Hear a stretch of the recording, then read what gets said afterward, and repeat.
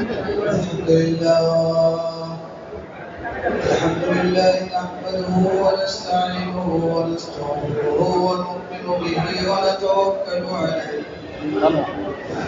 ونعوذ بالله من شرور أنفسنا ومن سيئات أعمالنا من يهده الله فلا مضل له ومن يضلله فلا هادي له ونشهد أن لا إله إلا الله ونشهد أن محمدا عبده ورسوله وصلى الله تعالى عليه وعلى آله وأصحابه وبارك وسلم تسليما كثيرا وكثيرا. أما بعد فأعوذ بالله من الشيطان الرجيم. بسم الله الرحمن الرحيم. لقد كان لكم في رسول الله أسوة حسنة لمن كان يرجو الله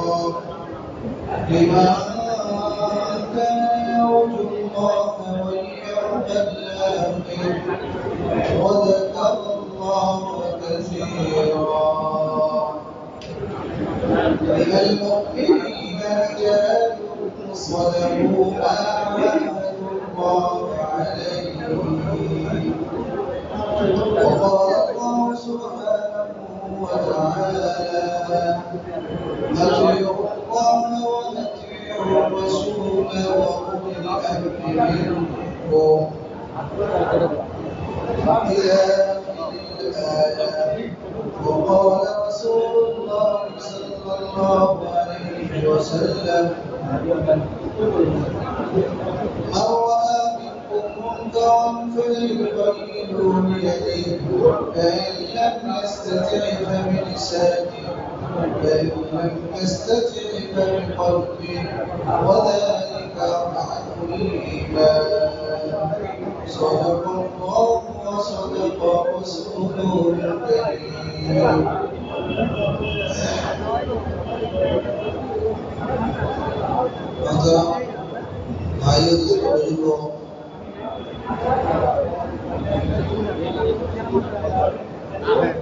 সবসময় দিনের রাস্তা দিয়ে আসে,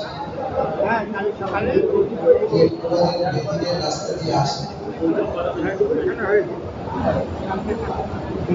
বেদিনী রাস্তা দিয়ে বেদিনী চিন্তা ভাবনা দিন চিন্তা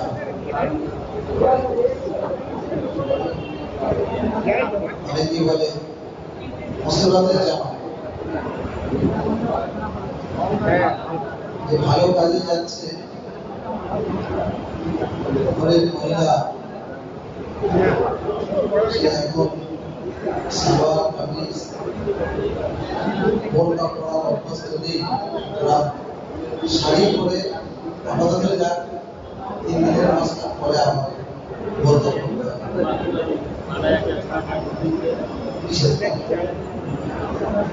বেদিনী রাস্তা দিয়ে দিন আসে না, যতই সেটা ভালো কাজ দিনের যত ভালো কাজ হোক না কেন দিনের রাস্তা দিয়ে আসে।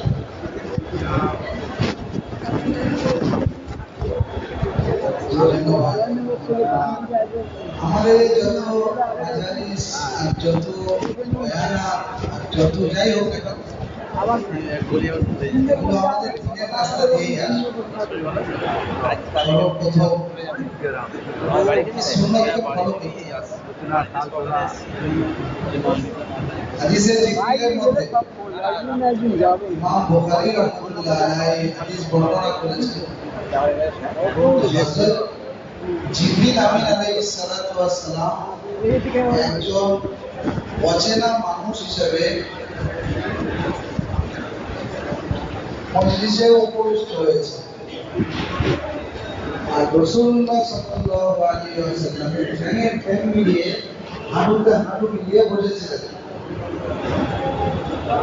ঘটনা অনেক বড়, ওমর রাদিয়াল্লাহু তাআলা বলছেন আমরা ওই লোকটাকে চিনি না কিন্তু এত কাছাকাছি। তারপরে নিজেই সওয়াল করছে, নিজেই জবাব দিচ্ছে, জবাব যেটা দিচ্ছে আল্লাহ রাসূল সেই সওয়ালে তো বলছে হ্যাঁ ঠিক বলেছো, মানে নিজেই সওয়াল করছে আর নিজে রাইট দিচ্ছে। চলে যাওয়ার পরে আল্লাহ রাসূল বলেছিলেন আদাদি ইয়া ওমর, এই ওমর তুমি কি জানো মান হাদা কে ছিল? এ ছিল জিবরিল, এ তোমাদের মজলিসে বসা নিয়ম শেখালো যে এত মিলে বসো, এত মিলে বসো যে জিবরিল আলাইহিস সালাম যেমন আমার সাথে মিলে বসেছে আগে হাঁটু মিলে।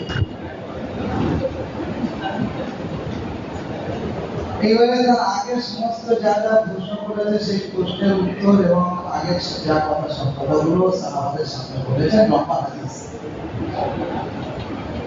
মেরে ভাই মজলিস ছোট হোক বড় হোক সুন্নতের পালন হবে। দ্বিতীয় নম্বর কথা হলো আজকে আমরা এসছি দিল্লি নিজামুদ্দিন থেকে। দিল্লি নিজামুদ্দিনের ভাই যে সমস্ত হালকার মাজুরির সাথী এসছে অর্থাৎ সোনা এবং গলা থেকে মাধুর, এই সাথীগুলোকে নিয়ে আমাদের শহীদুল ভাই দাঁড়িয়ে আছে তারপরে এই ভাই যেদিকে যেতে বলছে ওই দিকে চলে যায়। ওই সাথীদেরকে ওখানে বসে ওই মাজুরির সাথীদেরকে ওখানে বসে এসছে ভাই কোনো হালকা থেকে যদি সেটাকে ওদের তর্জমা হবে, ওদের তর্জমা হচ্ছে বা তর্জমা হচ্ছে খুশি। আর যারা আনিনি আগামীতে নিয়ত করি আনবো ইনশাআল্লাহ। আজ সারা বিশ্বে যেমন নিজামুদ্দিন চালাচ্ছে ওই রকম নিজামুদ্দিনের মাজুরিদের তর্জমা হচ্ছে এখানেও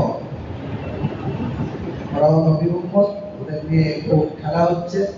এই মুহূর্তে আমরা খুব জোর লাগাই মাজুরিদেরকেও কিভাবে এখানে আনা যায়, কিভাবে বায়ানাতগুলো শুনে দিনের লাইনে একটা ফিকির নিয়ে যায়। আমি যে কথা বলছিলাম নিজামুদ্দিনে আমাদের সাথীরা যারা গিয়েছিল সেখান থেকে আমরা এসেছি। আমাদের হযরত মাওলানা সাহেব আল্লাহ ওনার হায়াত দারাজ করুক, উনি বললেন যে নিজামুদ্দিনের কথা বলো, কারণ সবাই নিজামুদ্দিনে যেতে পারে না, যে কথাগুলো নিয়ে আসা হয়েছে এদের সামনে পেশ করবে। তা 3 দিন 4 দিনের সমস্ত বয়ানাত তো সম্ভব নয়, কিন্তু যে সমস্ত কথাগুলো বলতে বললেন সেই কথাগুলো আপনাদের সামনে আমি শোনাচ্ছি। চেষ্টা করুন, নোট করুন, ঘরে গিয়ে নিজেদের আহিয়াদের সাথে বিবিদের সাথে, যেহেতু মস্তরাতের সবাই কাজ করছি তাদের সামনেও এই কথাগুলো রাখুন যে নিজামুদ্দিন এই বলেছে, খুশি হবে, তাদেরও কাজের মধ্যে একটা শক্তি আসবে। সব সাথে নোট করার চেষ্টা আমি কথা হয়েছে যে কথা তো প্রতিটি কথা স্বর্ণক্ষরের দিকে রাখার দরকার। এমন এমন কথাগুলো আপনার বলায় অর্থের আমি বিশ্বের আমি মানুষ আল্লাহর তরফ থেকে তাদের উপরে ইলহাম এবং ইলমি লাদুন্নি, ইলমি শরঈ সব রকমের ইলম আল্লাহ দিয়েছে। সারা বিশ্বকে সামনে রেখে সারা পৃথিবী দাওয়াতের কাজকে তিনি চালাচ্ছে। তো সেই জন্য সব কোরআন হাদিস সিরাত দিয়ে প্রতিটি কথাকে মেসাজ দিয়ে দিয়ে দিয়ে দিয়ে বুঝিয়েছে। তো আমরা ওই কথাগুলো শুনি, তার কথা ইনশাল্লাহ আমাদের ফায়দা হবে।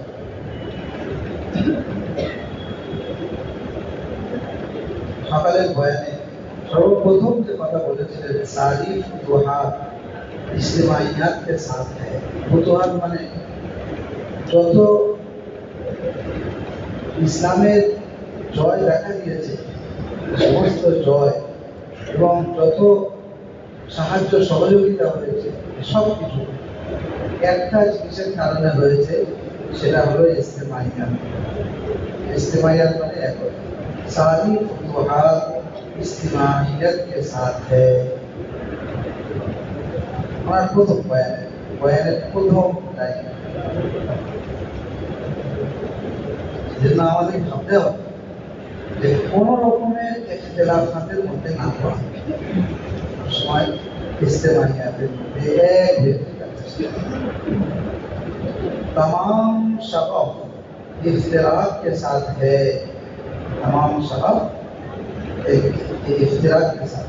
शगफ माने फाटल, शगफ माने फाटल, फाटल माने फेटे जाओ, फेटे जाओ, দিন শিক্ষার হয়ে যাওয়া, আল্লাহর মদত ঢুকে যাওয়া, এর থেকেই ইফতিরাক থেকে ফাটল পয়দা হয়। আপোষের মতবিরোধের কারণে ফাটল তৈরি হয়। এখন ফাটল হবে তো একতা না থাকলে আল্লাহর মদত হবে। আল্লাহ কা উসুল ইয়াদুল্লাহি আলাল জামাআ, এটা কোরআনের মধ্যে সব যে জামাতের উপরে, ইস্তেমাইয়াতের উপরে, একতার উপরে আল্লাহর হাত থাকে। আল্লাহর হাত থাকে মানে আল্লাহর মদত। लोगों का जमा होना इज्तिमाइयत नहीं है। অনেকজন লোক জমা করে ফেলে, করার পরে বলে যে আমাদের তো এত লোক, আমরা সব এক। তো আসলে लोगों का जमा होना इज्तिमाइयत नहीं है। লোকেদের এক জায়গায় হয়ে যাওয়া আর লক্ষ লক্ষ কোটি কোটি এক জায়গায় জমে যাওয়া, এর নাম ইস্তেমাইয়াত নয়। কে বলছে? ये ख्याल के लोगों का जमा होना इस्तेमाइयत नहीं है। একটা ख्याले लोग जमा হয়, একটা ख्याल মার্কাজি মাকাম থেকে একটা কথা হচ্ছে, সেই কথার উপরে না জমে নিজেদের রায়ের উপরে কিছু লোককে আলাদা করে যদি আমরা এক খেয়াল হয়ে এক জায়গায় বসে যদি আমরা আলোচনা করি तो बच्चे एक ख्याल के लोगों का एक जगह जमा होना ये इज्तिमाइयत नहीं है। इज्तिमाइयत बल्कि एक ख्याल पर जमा होना, एक ख्याल के लोगों का जमा होना इज्तिमाइयत नहीं है, बल्कि एक ख्याल पर जमा होना। যেটা মার্কাজি মাকামে বলছে তার উপরে জমা হওয়া, এর নাম হলো একতা, এর নাম হলো ইস্তেমাইয়াত। খুব ভালো করে বোঝার কথা। হযরতের তো আমি বলছি না, সব মানুষ জানে। সকালে বয়ান হবে, আল্লাহ যেন সারা বিশ্বে কি হচ্ছে ওরা রেখাম করে। এই যে কথাগুলো আসছে এগুলো আমাদের জন্য খুব ফায়দামন্দ। आगे बोलते जो चीजें कौमियत का ख्याल बनता गया है उस जमाना में उसको अगराज कहा गया है। कौमियत जिनसियत, আমার খানদান, আমার লোক, এটাকে কৌমিয়ত, আমার লোক, আমার লোক, এটা আমার খানদানের লোক, একে প্রাধান্য দাও, এ আমার এই এলাকার লোক, একে প্রাধান্য দাও, ইত্যাদি ইত্যাদি। मुझे कौमियत का ख्याल बनता गया है, जो चीजें उस जमाना में उसे एराज कहा गया है। कोई जमाना थे ওটাকে এরাজ বলা হয়, মানে ইজতিমাইয়াতের দড়ি থেকে সে আলাদা হয়ে যাওয়া।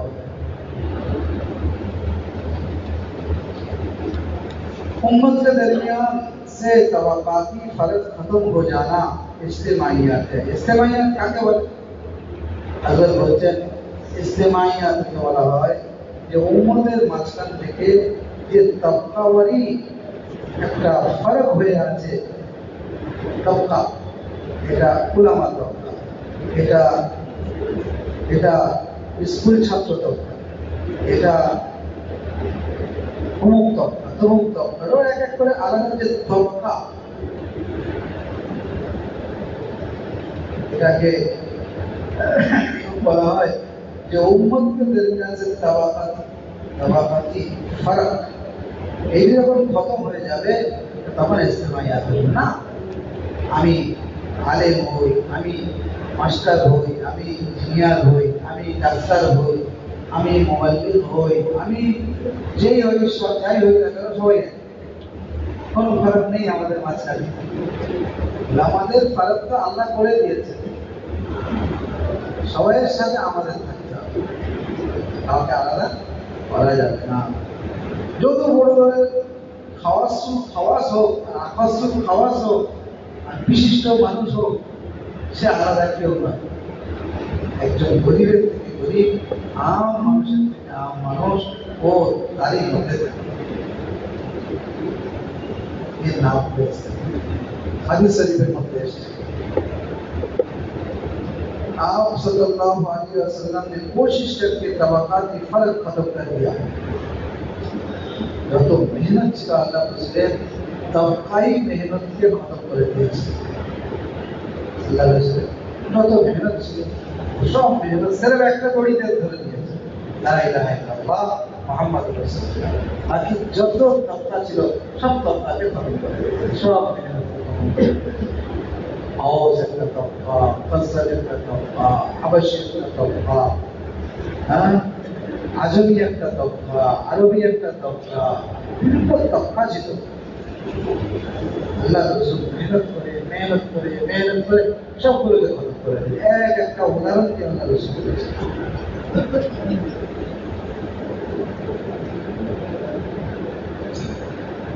বলছেন যে আল্লাহ রাসূল সাল্লাল্লাহু আলাইহি ওয়াসাল্লাম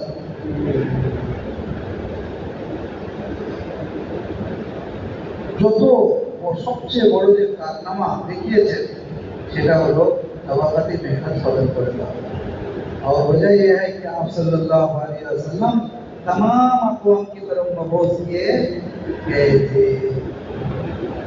একটা কওমের থেকেও নিয়ে আসে, সারা পৃথিবীর সমস্ত অন্যান্য নবীরা কেউ একটা একটা একটা একটা খানদানের জন্য এসছে, একটা দেশের জন্য এসছে, একটা এলাকার জন্য এসছে। হুজুর সাল্লাল্লাহু আলাইহি ওয়াসাল্লাম সারা পৃথিবীর সমস্ত কওমের জন্য এসছে। তো ওনার উপরে ফরিজা হলো এই সব কওমকে এক জায়গায় করা, আর এই কাজ যারা করছে সবাইয়ের উপরে এই ফরিজা, সবাইকে এক জায়গায় করা, আলাদা করার কোনো জায়গা নেই। বুঝতে পারছেন ভাই? এর নাম হলো নেজাম। সারা পৃথিবীকে এক করে দিয়েছে। বুঝলেন? কিয়ামত দুশ্মন, কিয়ামত দোস্ত মেপে নাও, চন্দ্রলেখা মেপে নাও। যে হুজুর সাল্লাল্লাহু আলাইহি ওয়াসাল্লাম বলি এই ফিকিরার এই মেহনত করছে যে সবাইকে এক করে দেবে, সে হলো দোস্ত। আলাদা করবে সেই কোনো দোস্তি নেই, দেখতে হবে আমার ক্ষতি করবে। ইস্তেগফার করতে করতে নিজের জায়গায় আবার চলে যাও।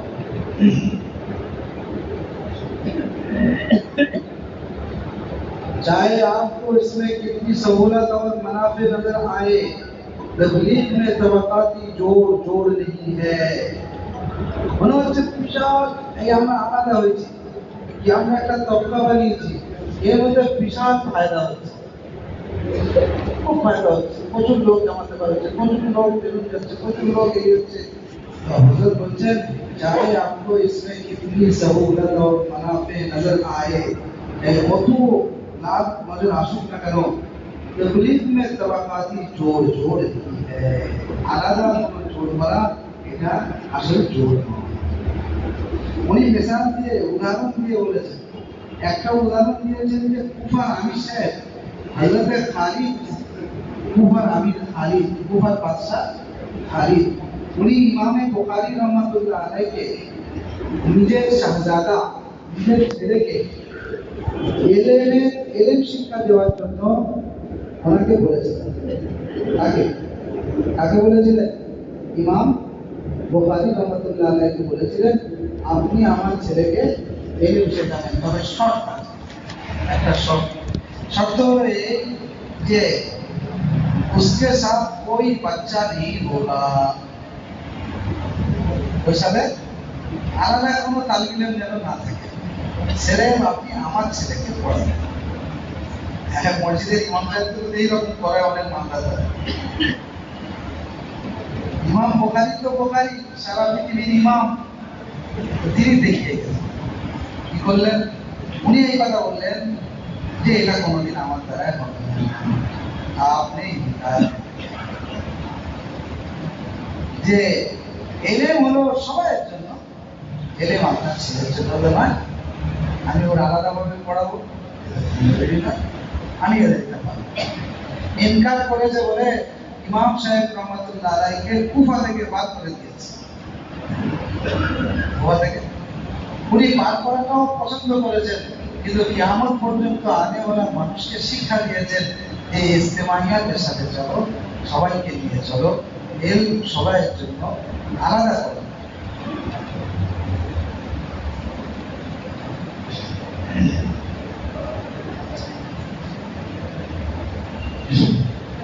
আরেকটা মিসাল দিয়েছেন যে आप सल्लल्लाहु अलैहि वसल्लम ने फुकाराए सहाबा से आदमियाए मुश्रिकीन का मिजाज मुख्तलिफ है, तो उन्होंने ये शर्त लगाया कि हमारे हल्के में फुकाराए सहाबा ना हो। এই যে বড় বড় সাহাবা, বড় বড় বড় বড় কাফের, বড় বড় মুশরিক, আবু জেহেল, আবু লাহাব, বড় বড় মুশরিকরা তারা এসে আল্লাহর রাসূলকে এই কথা বলেছিল যে নিশ্চয়ই আপনার কথা শুনবো, তবে শর্ত হলো যে ওই সব ফকিরা গরিব কুরাবা যারা আপনার সাথে আছে ওরা যেন আমাদের সাথে না থাকে। আমাদের একটা আলাদা পদমর্যাদা আছে, আর আমরা এলাকার একটা জিম্মেদার এবং এলাকার সর্দার, আমাদের আলাদা একটা জায়গা আছে, আমরা ওদের সাথে করবো না। পারো তো দেখো, না পারো তো আমরা তোমার কথা শুনবো। বলছেন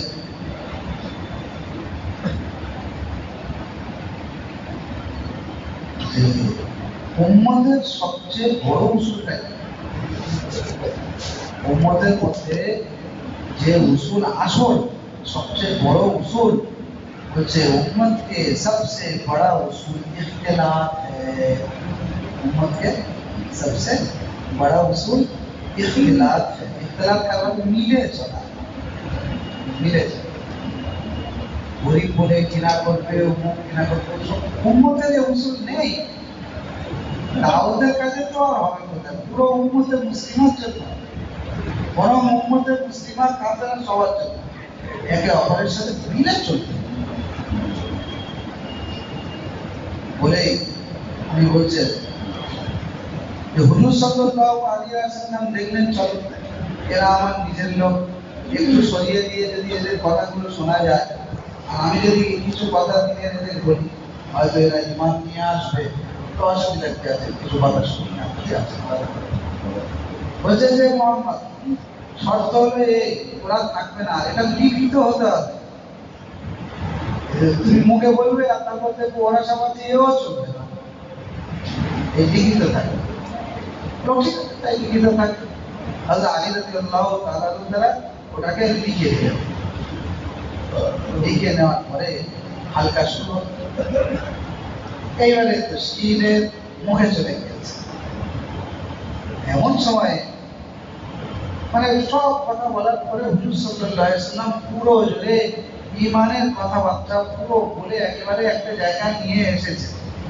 এইরকম সময়ে একজন অন্ধ সাহাবা আব্দুল্লাহ ইবনে উম্মে মাকতুম রাদিয়াল্লাহু তাআলা, ওনার এই ব্যাপারটা জানা ছিল না। অন্য সাহাবারা জানতেন, উনি জানতেন না। উনি ওনার মতো একটা মশলা নিয়ে এসেছেন, জানতে এসেছেন। যখনই আল্লাহ রাসূলের কাছে বলছেন যে ইয়া রাসূলুল্লাহ, এই মশলাটা খুব আজরে গিয়েছে আল্লাহ রাসূল, চেহারা খুবই বিবর্ণ হয়ে গিয়েছে, কপাল কুঁচকে গিয়েছে রাগে, যে এত নিজের লোক মশলা করে জিজ্ঞাসা করবে আল্লাহর বান্দা এসবের তৈরি হয়েছে, আর এইরকম সময় এসে বাড়ি মারে, খারাপ হয়ে গেছে। সঙ্গে সঙ্গে কোরআনের আয়াত নাযিল হয়েছে, नहीं चलेगा আবাসা ওয়া তাওয়াল্লা আন জাআহুল আ'মা ওয়া মা ইউদরিকা লাআল্লাহু ইয়াযাক্কা। أو يذكر فتنفعه الذكرى أما من استغنى فأنت له تصدى وما عليك ألا يزكى যে এসছে সেটা কথা নেবে বলে এসছে যারা ওখানে বসে আছে তোমার কথা নেবে কোনো জরুরি আছে তুমি এর থেকে মুখ ঘুরিয়ে আর ও নারাজ হয়ে ওদের দিকে তুমি খুশি হলে এর কোনো জায়গা নেই আমার কাছে কে বলছে আল্লাহ বলছে সঙ্গে সঙ্গে সঙ্গে সঙ্গে হুজুর সাল্লাল্লাহু আলাইহি ওয়াসাল্লামের রূপ পরিবর্তন হয়ে গেছে নারাজ হয়ে যাচ্ছে এটা হযরত উদাহরণ দিয়ে বলছেন কোন গরিব নয় কোন ফকির নয় কেউ নয় সবে সব সবে আলাদা হওনি এক জায়গায় একটা ফিকিরে একই কথায় চল ये হযরত সিরাত দিয়ে বোঝালেন তারপরে আগে বলছেন একটা উদাহরণ দিয়ে যে হুজুর সাল্লাল্লাহু আলাইহি সাল্লাম হুকুম করলেন একদম উগদু আলা বাইরিকুম আল্লাহর রাস্তায় বার হও অন্যান্য জাতির মানুষদের অন্যান্য কবিলার মানুষদের আজনবী এবং অচেনা মানুষদের সাথে আল্লাহর রাস্তায় বার হও আমরা কখন ঠিক করেছি জামাতে যাবো হুজুর একটা রূপ দাও নেই চলে যাও এখানে আল্লাহ রাসূল কি বলছেন যে বাইরকুম আলাদা আলাদা মানুষদের সাথে তুমি জামাতে বার কেন আলাদা মানুষদের সাথে যখন তুমি জামাতে বার হবে তাকে दूरी और अजनबियत खत्म हो जाए একে অপরের যে দূরত্বটা নষ্ট ঠিক হয়ে যাবে দূরত্ব থাকবে না অচেনা ভাবটাও খতম হয়ে যাবে কারণ যেখানে যে মুসলমান থাক চলে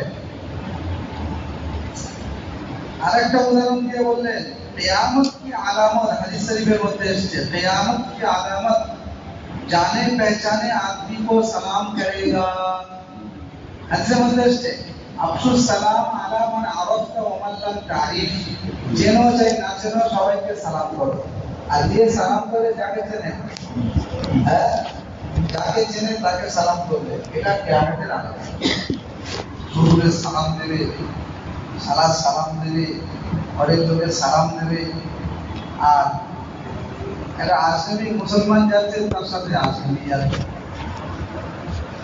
ঠিক ওই রকম ভাবে এদের সাথেও সালাম দিতে হবে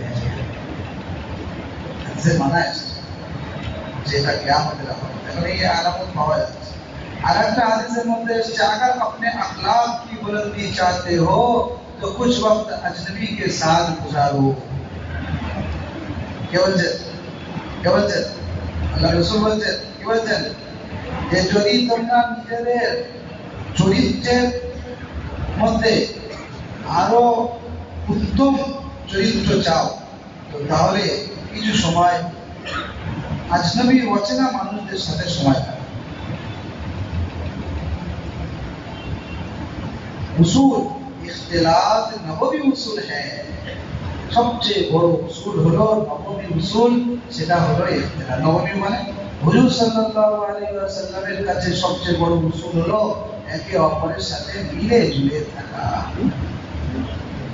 একে অপরের সাথে কারোর ব্যাপারে কোনো কথা এরকম না বলা যে সে আপোষের মধ্যে একটা দ্বন্দ্ব মতো এর কোনো জায়গা হুজুর সাল্লাল্লাহু আলাইহি ওয়াসাল্লামের সবচেয়ে বড় উসুল হলো মিলে ঝুলে আরেকটা মিসাল সেটা হলো হুজুর সাল্লাল্লাহু আলাইহি ওয়াসাল্লাম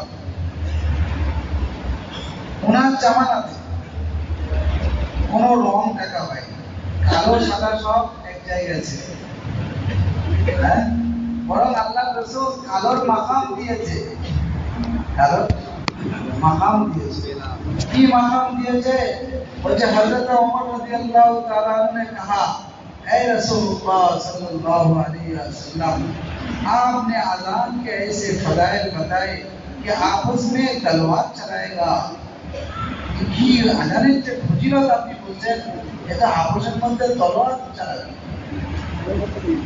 কত বড় মাকাম তাদের আজানের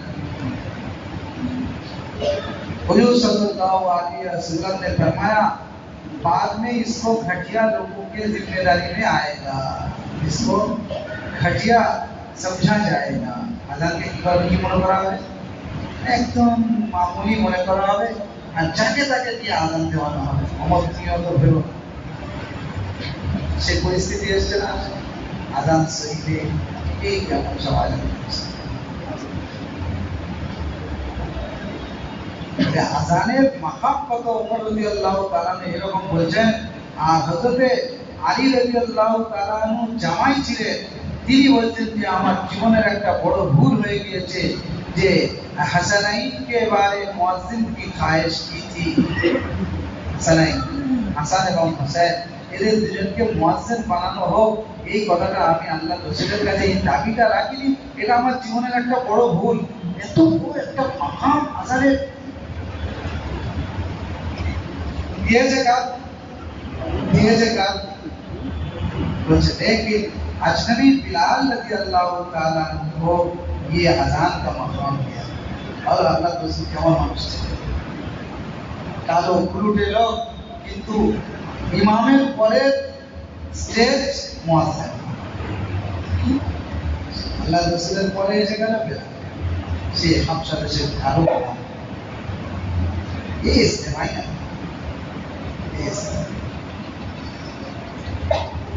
और एक उदाहरण दिए बोलते हैं सलमान फारसी को अहले बैत में शामिल किया।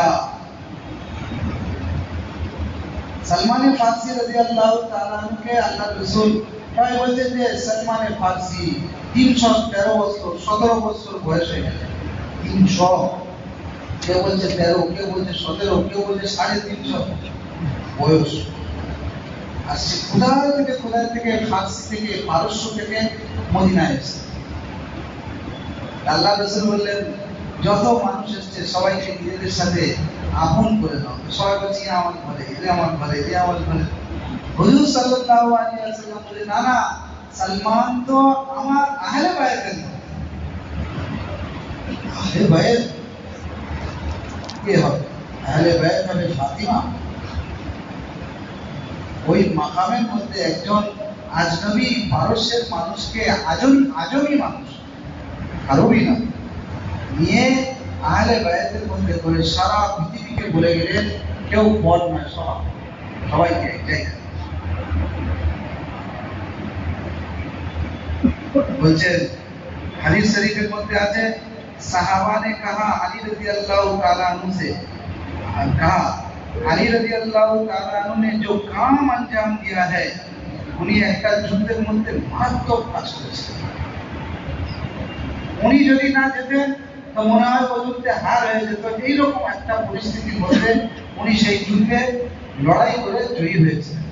सब साहबारा ऐसे बोलते हैं कि अली ने जो काम अंजाम दिया है वो किसी ने नहीं किया। কাকে বলছেন? নবী সাল্লাল্লাহু আলাইহি ওয়াসাল্লাম এসে খবর দিচ্ছেন।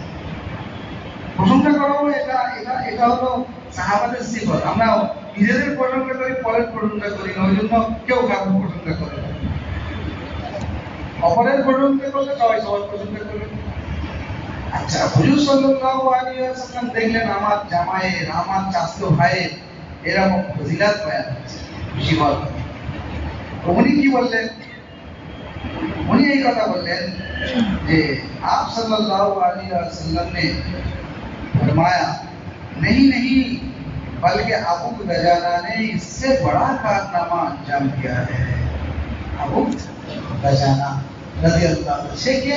এক নতুন সাহাবা, যুদ্ধের ময়দানে হুজুরের দেওয়া একটা ছড়ি দিয়ে তলোয়ার বানিয়ে ফেলেছিলেন আর যুদ্ধ করে বড় কারনামা আঞ্জাম দিয়েছিলেন। হযরত জিবরিল আমিন আলাইহিস সালাতু ওয়াস সালাম এসে আল্লাহ রাসূলের কানে কানে বলেছেন ইন্নাকা লাআলা খুলুকিন আযীম। আল্লাহ জানিয়ে দিয়েছে আজকের আপনার এই কথার উপরে যে আপনি অনেক উঁচু আখলাক চরিত্রের মানুষ। মানুষকে যখন এক করবে না তো আখলাক চরিত্র অনেক উঁচু হয়ে যাবে।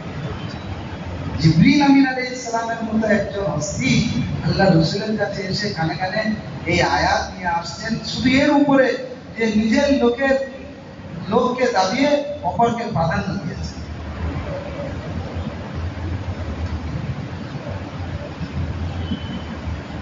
বলছে যে উসামা রাদিয়াল্লাহু তাআলা আনহু উনি একজন গোলাম ছিলেন। জায়েদ রাদিয়াল্লাহু তাআলা আনহু গোলামের বেটা, কালো ছিলেন। আম্মাজি আয়েশা রাদিয়াল্লাহু তাআলা আনহা একটু ঘৃণাবোধ করতেন, যেহেতু উনি আরবি এবং উঁচু খানদানের মানুষ ছিলেন।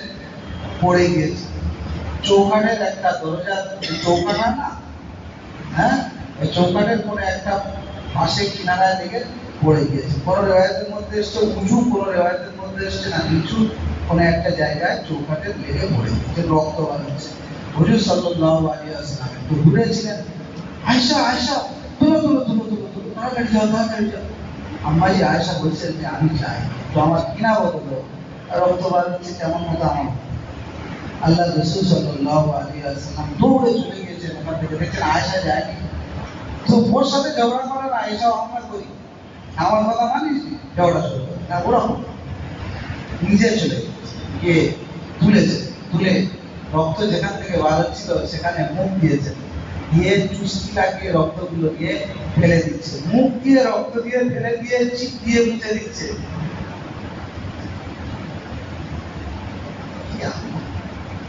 কেমন করছে।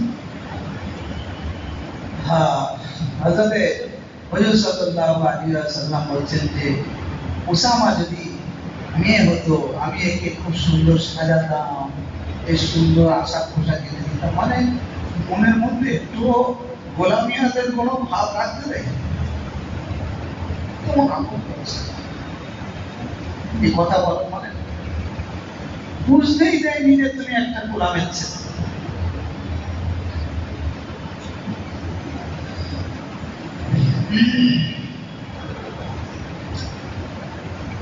আম্মাজি আয়েশা রাদিয়াল্লাহু তাআলা আনহা বলছেন যে ওই দিন থেকে আমার দিলের মধ্যে যে ঘৃণাবোধ ছিল, ও ঘৃণাবোধ খতম হয়ে গিয়েছিল।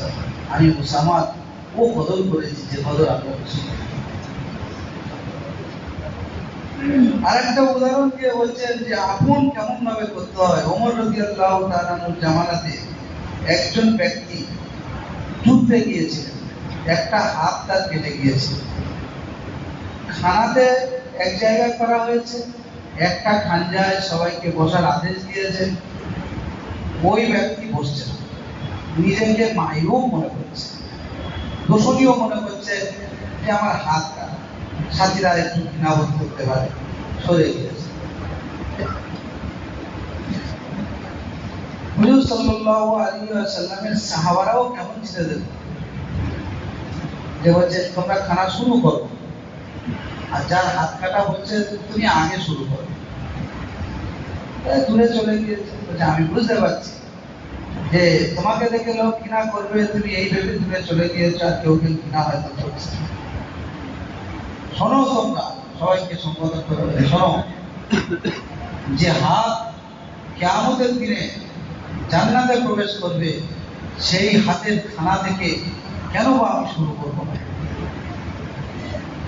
সবাই মেনে নিয়েছে, বলছে দেখো তুমি যদি আগে খানা না খাও, আমরা কেউ খানা খাবো। আগে উনি খানার লোকমা নিলেন, তারপরে সবাই শারীরিক কোনো কমজোরির কারণে অনেক মানুষ ঘৃণা করে, অনেক মানুষ অনেক কথা বলে, ভাষণ আলাদা করে, এটা আলাদা করে, ওটা আলাদা করে। জায়গায় ইসলামের মধ্যে একটাই জায়গা, শুধু আপন।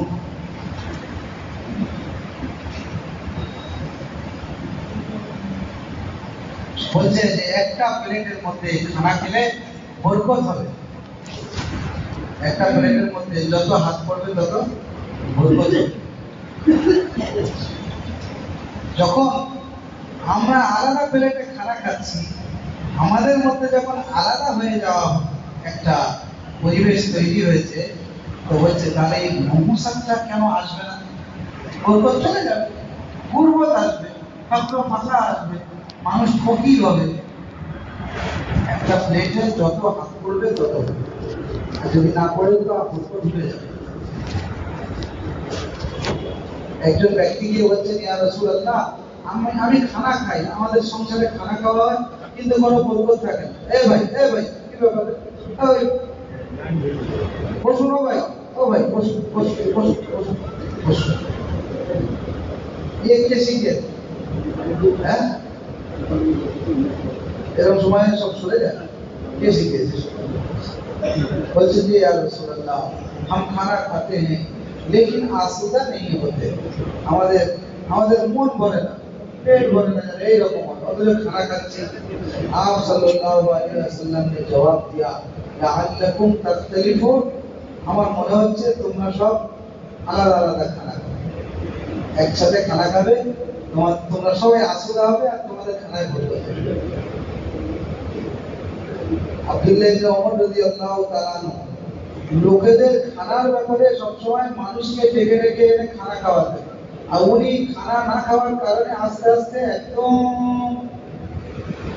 নাহিব হয়ে সরু একেবারে দুর্বল মানে কি বলে দুর্বল হয়ে পড়েছে শারীরিক দিক দিয়ে আর সরু হয়ে গিয়েছে তো প্রতিবেশী সবাইকে বলেছে যে ইনি প্রতিদিন খানা খাওয়ার সময় বাইরে গিয়ে সবাইকে ডেকে আসে আর ওদের খানা খাইয়ে দেয় খেতে যায় না যার কারণে এই পরিস্থিতি তো প্রতিবেশী সবাই মাসরা করলো যে এবারে আমরা যেই আমাদের ডাক্তারও আমরা বললাম আমরা খানা খেয়েছি যার টাকে যার টাকে সরকার যার টাকে সরকার এইবার ওনার মন খারাপ হয়ে গেছে এত মন খারাপ হয়েছে যে উনি ভেঙে পড়েছে যে আজকে কোনো মেহমান খানা খাবে না আমার খানা দেখছে দূর থেকে একটা লোক আসছে ওই লোকটার কাছে দৌড়ে গিয়েছে যে বলে চলো আমার বাড়িতে চলো গিয়ে খানা করেছে বলে তাকে খানা খাওয়ানোর পরে তারপরে উনি মজমায় গেছে কেমন মানুষ কিভাবে কোনো মেধাবে এরকম মানুষ সাহাবারাও এরকম মানুষ जुआन से कटा हुआ हाथ वाला पीछे हटा तो उमर रज़ी अल्लाह ताला ने समझ गया कसम दिलाया कि हमें कोई उस वक्त तक खाना ना खाएगा जब तक कटा हुआ हाथ खाने में ना लगाओगे और साथियों से कहा कि तुम कटा हुआ हाथ से भी कर रहे हो हालांकि वो हाथ जन्नती है फिर उससे इब्तिदा किया क्यों करो कि घृणा ना करी সবাইকে এক করে নিয়ে চলি সবাই ইজ্জত দিই সবাই সম্মান দিই আরাফাত ময়দানে হযরত উসামা রাদিয়াল্লাহু তাআলা যে ওয়াকিয়া মাগরিবের সময় হয়ে গেছে ওখান থেকে মাগরিবের নামাজ পড়া নিষেধ ওখান থেকে গিয়ে মুজদালিফায় গিয়ে নামাজ পড়তে হবে আল্লাহর রাসূল দাঁড়িয়ে আছে পুরো জামাত দাঁড়িয়ে আছে আগেরা সবাই দাঁড়িয়ে আছে কার জন্য দাঁড়িয়ে আছে আল্লাহর রাসূল যে মুজদালিফায় এখনো পর্যন্ত যাওয়ার কোনো পরিবেশ দেখছি না ইয়ামানিরা হঠাৎ লক্ষ্য করে দেখছে খবর পেল যে উসামা রাদিয়াল্লাহু তাআলা আনহুর কারণে আল্লাহ রাসূল লেট করছেন চলে গোলাম এর কালো কুরুনে লোক তার জন্য একটা বাচ্চা ছেলে তার জন্য আমাদের আজকে এত লেট করাচ্ছে এত বড় একটা জামাত এত জলিলুল কদর সাহাবা সবাইকে দান করিয়ে রেখেছে হুজুর সাল্লাল্লাহু আলাইহি ওয়াসাল্লামের ইন্তেকালের পরে সর্বপ্রথম যারা মুরতাদ হয়ে গিয়েছিল ইসলাম থেকে হটে গিয়েছিল মুরতাদ হয়ে গিয়েছিল তারা হলো ওই ইয়ামানি লোক দেখা করা হয়েছে যে এরা তো মুসলমান খাঁটি মুসলমান ছিল এরা কি করে মুরতাদ হয়ে গিয়েছে এর কারণটা কি তো জবাবে বলা হয়েছিল যে হযরত উসামাকে ঘৃণা করেছে ওই ঘৃণা করার কারণে এরা সব পর্যন্ত মুরতাদ হয়ে গিয়েছে सीरत से पता चलता है कि अगर तबक़ाती फर्क खत्म ना हो तो दावत के तकाजे खत्म हो जाएगा যতক্ষণ পর্যন্ত তবকাই মেহনত খতম না হবে ততক্ষণ পর্যন্ত দাওয়াতের তাকাজাগুলো পুরো হবে সব এক জায়গায় থাকলে তবে তো দাওয়াতের তাকাজা পুরো হবে সব দুনিয়ার মধ্যে আলাদা যদি তফাওয়াত করে কি করে দাওয়াতের তাকাজা সম্ভব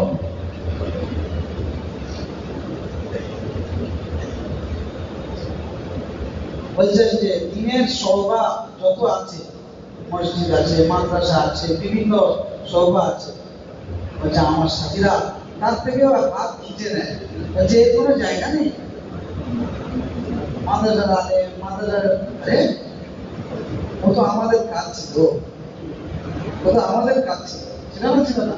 আমরা তো একটা কাজে আছি, কমসে কম তাকে তাহন করো, সহযোগিতা করো।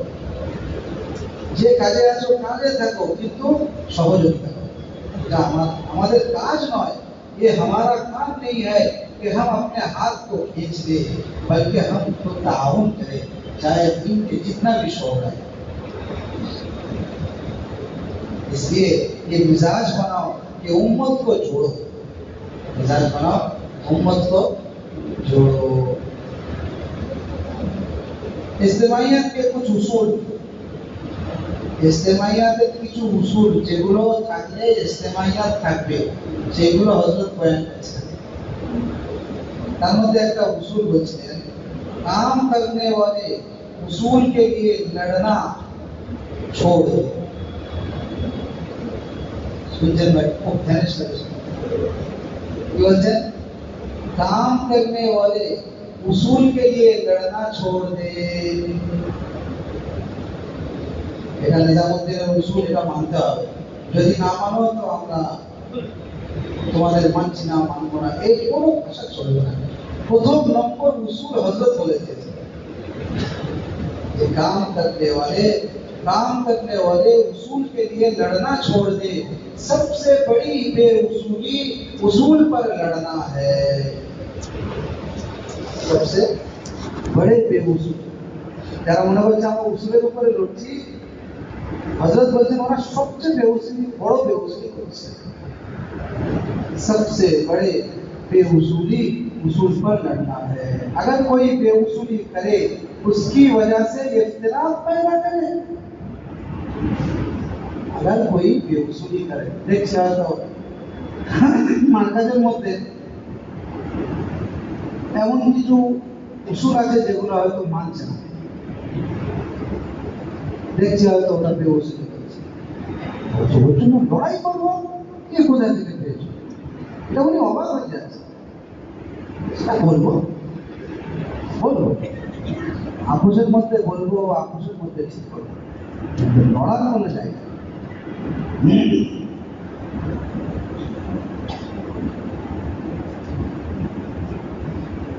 अगर कोई बेउसूली करे, उसकी वजह से इख्तिलाफ पैदा करे। जब तक कि अल्लाह के फराइज पर मुनकिर, जब तक कि अल्लाह के फराइज पर मुनकिर ना हो, उस वक्त तक उनसे इख्तिलाफ जायज नहीं है। आमिर साहब যেই হোক না, আমির যাই হোক না কেন, যাই বলুক না, যত বেউসুলি হোক না কেন, মেনে নেব। হ্যাঁ, আমির সাহেব যদি কোনো ফারায়েজের ইনকার করে, কোনো ফরজের ইনকার করেছে, জাকাতের ইনকার করেছে, হজের ইনকার করেছে, কোনো ফারায়েজের যখন ইনকার করবে, তো তখন তার থেকে আলাদা হয়ে যেতে হবে। তখন তার থেকে এখানে ফারায়েজের তো অনেক দূরের কথা, নওয়াফিল, মন্দুব, মুস্তাহাবাতেরও ইনকার নেই। কাজের লাইনে 19-20 হতেই পারে, সেটা যদি বেউসুলি হয়, মাফ করতে হবে। ওর জন্য আলাদা হয়ে যাওয়ার এর কোনো জায়গা নেই। ওর জন্য আলাদা হয়ে যাওয়া, হযরত বলছেন এই কোনো জায়গা নেই। আজিব হযরতের জবান থেকে টাইমে আজিব কথা বলা হয়, আজিব। আল্লাহু আকবার। এগুলো আমার কথা নয়, আমি যতটা পেরেছি পুরো লেখার চেষ্টা করেছি। মাঝখানে অনেক কথা ছেড়ে গেছে, কিন্তু মেন উদাহরণগুলো এবং এক একটা মতনের সাথে লেখার চেষ্টা করেছি। বলছেন যে যদি কোনো ফারায়েজের মুনকির হয়েও যায়, तब भी ना लड़े, बल्कि रास्ता पर लाने की कोशिश करें, रास्ता पर लाने की कोशिश करें। अब्दुल्लाह बिन मसूद रज़ियल्लाहु ताला अन्हु उन्हीं एक पता ही बोलते हैं, उस खैर से कई गुना बेहतर है कि जो इख्तिलाफ इज्तिमाइयत में है, जो इख्तिलाफ আপোষের মধ্যে এক জায়গায় আছি, একতলাপ হচ্ছে, আলাদা হয়ে গেলে দেখবো একতলাপ জীবন ভালাই আর ভালাই আছে। বলছে আলাদা হয়ে গিয়ে যে ভালাই দেখছি, বলছে ওর থেকে অনেক গুণ বেশি ভালো আপোষের মধ্যে এক জায়গা থেকে একতলাপ হওয়া। আলাদা আপোষের মধ্যে देखो, আপোষের মধ্যে आलोचना होती है, लिहाजा बेउसूली की वजह से अलग हो जाए ये कोई तरीका नहीं है। बेउसूली की वजह से अलग हो जाए ये कोई तरीका नहीं है। ज़ैद बिन साना रज़ियल्लाहु ताला जो हो गया, हुजूर सल्लल्लाहु अलैहि वसल्लमेর গলায় গামছা দিয়েছিলেন, হুজুরকে ধাক্কা মেরে ফেলে দিয়েছিলেন। ওমর রাদিয়াল্লাহু তাআলা আনহু নারাজ হয়েছিলেন, কত বড় বেহুশি করেছে, কিন্তু আল্লাহ রাসূল ওমরের উপরে নারাজ হয়েছে। ওমর তুমি আমাকে বলো যে আপনি তাড়াতাড়ি হোক দিনটা আদায় করে, মাপ তো হয়নি, কি আছে বয়সে যাচ্ছে, তাতে কি আছে। আর ওকে বলো যে নবীর সাথে এরকম ব্যবহার করতে, তিনি কি করছেন? এত বড় বেউসুলি হওয়ার পরেও তাকে কিছু বলতে দিচ্ছে না। আল্লাহ রসুলের ধাক্কা মারা কত বড় বেউসুলি, তবুও তাকে কিছু বলে দিচ্ছে। এই আমাদের জন্য আমাদের জন্য নিদর্শ।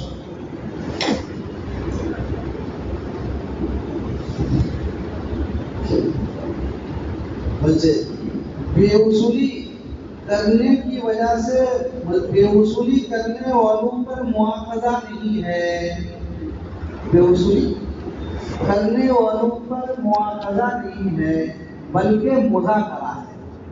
কেউ যদি বেউসুলি করে তো তার উপরে ধরপাকড় নেই আমাদের কাছে, কোনো জায়গা নেই। হ্যাঁ, একটা জায়গা আছে যে তার সাথে বসে কথাবার্তা মজাকারা করো, যে এইটি হলো আসল নিয়ম। এক সময় যদি করতে হয় এক সময় মজা করা, কিন্তু ধর্মাকড় আমাদের এখানে নেই।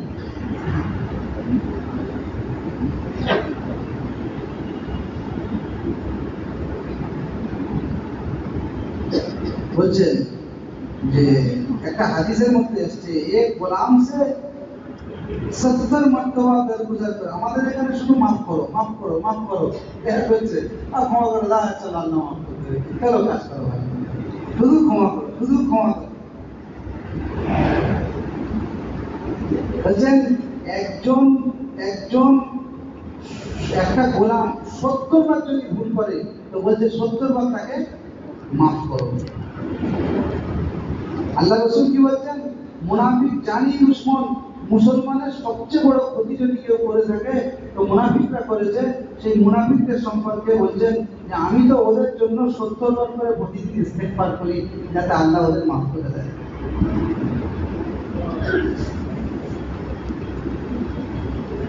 যে গলতি যদি হয়ে যায় কোনো মানুষের, হতেই পারে, সেই ক্ষেত্রে তুমি লোকের কাছে না বলে আরো বরং তুমি তাবিজ করে ওইটাকে সহি করার চেষ্টা করো।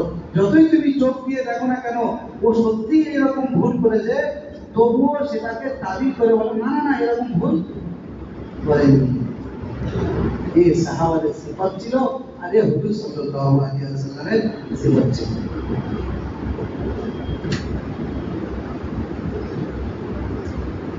मुझे गुनाह साबित करे गुनाहगार का क्यों। ये सहाबा खुलाफाए राशिदीन के मुखालिफ मिजाज है। আমরা কি করি, যখন কোনো মানুষ একটা গুনাহ করে সেই গুনাহটাকে হ্যাঁ তুই করেছিস, এ দলিল আছে, ও সাক্ষী আছে, এরকম করে করে সাবিত করে। যে এই কোনো খুলাফায়ে রাশিদিনদের নাম মিরাজ ছিল না কোনো সাহাবাদের মিরাজ ছিল। ওমর রাদিয়াল্লাহু তাআলা একটা ওয়াকিয়া বলেন যে উনি দাওয়াত করছিলেন, একজন দেখছে মদ পান করছে, একদম ধরা পড়ে গেল, স্পটে ধরা পড়ে গেল মদ পান করছে। উনি কে বললেন এই তুমি মদ পান করছো কেন? সে বলছে আল্লাহর কসম করে বলছে আমি মদ পান করিনি, করে দিলাম। অথচ হাতে মদ। আমরা ওই জায়গায় বলে পাকা চট প্রথম মারবো, তারপরে কি করবো, তাহলে পরে বেরোবো। এই করছিস খাচ্ছিস এই আছে আর তুই আমার শেখাচ্ছিস, বলবো না বলবো না। কিন্তু ওমর রাদিয়াল্লাহু তাআলা কি করলেন? হায়, ওমর রাদিয়াল্লাহু তাআলা ও মুমিন মানুষ বলে, তুমি তো মুমিন, তুমি তো মিথ্যা কথা বলতে পারো না, সুতরাং তুমি সত্যই বলছো। আমার চোখ হয়তো মিথ্যা বলতে পারে, আমার চোখ হয়তো মিথ্যা বলতে পারে, এই বলে ওনাকে ছেড়ে দিল। সে ওমর রাদিয়াল্লাহু তাআলা আনহু বললেন, দেখো, একে অপরের মাফ করা, একে অপরের ভালো তালিম করাতে ফায়দা কি হয়? সে গুনাহ থেকে তওবা করে, গুনাহকে ছেড়ে দেয়। সে সঙ্গে সঙ্গে বলছে, ওমর, তুমি আমাকে যেমন ছেড়ে দিয়েছো, আমিও মদ ছেড়ে দিই। সঙ্গে সঙ্গে মদ ছেড়ে দেয়। हज़रत अली रज़ियल्लाहु ताला अन्हु का चोर अंगों को का चोर अली रज़ियल्लाहु ताला अन्हु का चोर को इकरार करने पर पकड़ा और इनकार पर छोड़ दिया। चुरी করে হাত কাটা হবে, তাকে ধরে একদম হাত কাটার জায়গায় নিয়ে এসে জাল্লাদের বলে, তলোয়ার আনো, হাত কাটো। একদম হাত কাটবে, এইরকম সময়ে বলে, দাঁড়া দাঁড়া দাঁড়া, একটু পরে কাটবে, আমি আসছি। উনি যে চলে গেলেন, যাতে চোর যাতে বলে যে না, আমি চুরি করিনি। পরে ও আল্লাহর কাছে মাপ চেয়ে নেবে এসছে, এরা বলছে না, এবার হাত কাটো। সে বলছে আমি চুরি করিনি। ও চুরি করে, তা ছেড়ে দাও, যাও, দেখলাম তুমি চলে যাও, আচ্ছা বুঝো, তুমি সবাই এসে বললো, তো আপনি কি করলেন? চোরকে আপনি ধরে হাত কাটবেন, এরকম একটা সময় একটু একটা ওয়াকফা দিলেন, ফের আবার এসে তাকে ছেড়ে দিলেন, কি করলেন? বলছে শোনো, সে যখন বলেছিল হ্যাঁ আমি চুরি করেছি, মোট চুরি করেছি, হ্যাঁ আমি চুরি করেছি, তা আমি বলেছি হাত কাটো। যখন বলেছে আমি চুরি করিনি, তা আমি বলেছি ছেড়ে হবে। এরকম আমার কি বলছিস, এক্ষুনি চুরি চুরি একবার করেছে, আবার না বলি মানে তো হবে না, এই করি না। কোথায় সিরাত, কোথায় গিয়েছিল সাহাবারা, সবসময় মাফ করে দিত। মাইজ বিন আসলামি রাদিয়াল্লাহু তাআলা আনহু যে জিনার ওয়াকিয়া, আল্লাহর রাসূলের কাছে এসে বলছে, ইয়া রাসূলুল্লাহ, জিনা করেছি। একজন মানুষ জিনা করনেওয়ালা যখন ইকরার করে, তো এর থেকে সত্য কথা কিছু হতে পারে? আমাকে রজম করুন। আল্লাহর রাসূল তো বলছেন যে, সব বুঝতে পারছেন যে সত্য কথা বলছেন, তবু বলছেন যে আরে জিনা বলতে তোমরা হয়তো ভেবেছো একটু গায়ে গা লেগে গেছে, তো জিনা তো ওটা জিনা বলে না, বলে মুখ ঘুরিয়ে সেই দিকে গিয়েছে। না ইয়া রাসূলুল্লাহ, আমি জিনা করেছি। বলে তোমরা কি ভাবো, এই চুমক দিলে কি জিনা হয়? যাও চলে যাবে। কিভাবে তৌহিয়া করে করে করে করে, কিভাবে তৌহিয়া করে, এই বয়ান সাহাবার অবশেষে যখন তিনবার এরকম বললেন, নবী তো নবী, বাধ্য হয়ে হাত জারি করতেই হবে। তো তারপরে উনি বলেছিলেন, যখন বাচ্চা হয়ে যাবে, রুটি খাওয়া শিখবে, তারপরে আসবে, তো বাচ্চা সবে একটু মুখে কিছু দেওয়া ঠিক আছে, খাওয়া শেখেনি, এখন হাতে রুটি দিয়ে আল্লাহ রসুলের কাছে এনে হচ্ছে রুটি খাচ্ছে, আপনি রজন করুন। আল্লাহর ভয় ছিল তাদের, তারপরে তাকে রজন করা হয়েছে। কিন্তু চোখে দেখে, কানে শুনে, মুকিবদের ইকরারকে শুনেও তাকে অস্বীকার করেছে। ये হলো উম্মতের জোড়া, সাহাবাদের একটা মিজাজ ছিল। मुसलमानों का ऐब उछालना कुफ्र और मुनाफिकीन का मिजाज है। मुसलमानों का ऐब, मुसलमानদের দোষ লোকের সামনে প্রকাশ করা, এই তো মুনাফিকরা করতে, এই তো কাফেররা করে, এই তো মুনাফিকরা করে, কাফেররা করে। এই মুসলমানদের কাজ হতে পারে। এই সাহাবাদের সাথে মুনাফিকিনরা এইরকমই করতো, একটু কিছু হলেই সঙ্গে সঙ্গে দোষ ধরে সবাই কাছে বলে দিত। गलती में उधर तो हो सकता है, এর মধ্যে কোনো সন্দেহ আছে? ও ভাই, একজন মানুষ হয়তো দেখছে যে একটা বেউসুরি করেছে, একটা কোনো ভুল করেছে, সে ভুলটা করেছে হয়তো ওদের হতেই পারে, কোনো না কোনো ওদের তো হতেই পারে। ও ভাই ও ভাই ও ভাই ও ভাই ও ভাই, কি হয়েছে? বসুন বসুন বসুন বসুন। নিশ্চয়ই মনে হচ্ছে উর্দুর সাথে উর্দু তো বুঝে আসছে না, আমার বাংলাটাও হয়তো বুঝে আসছে না, আমি জানি না বুঝে আসছে না নাকি? হ্যাঁ, তাহলে চলে যাচ্ছে একটু যাওয়ার। এই যে কথাগুলো আপনি পাবেন এই হজরতের কথা কোথায় পাবেন? এত দামি দামি কথা শহরের সাথে বলছে ওমর রাদিয়াল্লাহু তাআলা, গলতি যদি কোনো মানুষ করে সঙ্গে সঙ্গে তার গলতিকে নিয়ে ধরপাকড় করা এর কোনো জায়গা নেই, বরং দাবি করা আর মনে মনে করা যে হয়তো কোনো ওজোর আছে, জিজ্ঞাসা করার পরে বুঝে যাবে যে হ্যাঁ কোনো না কোনো ওজোর আছে।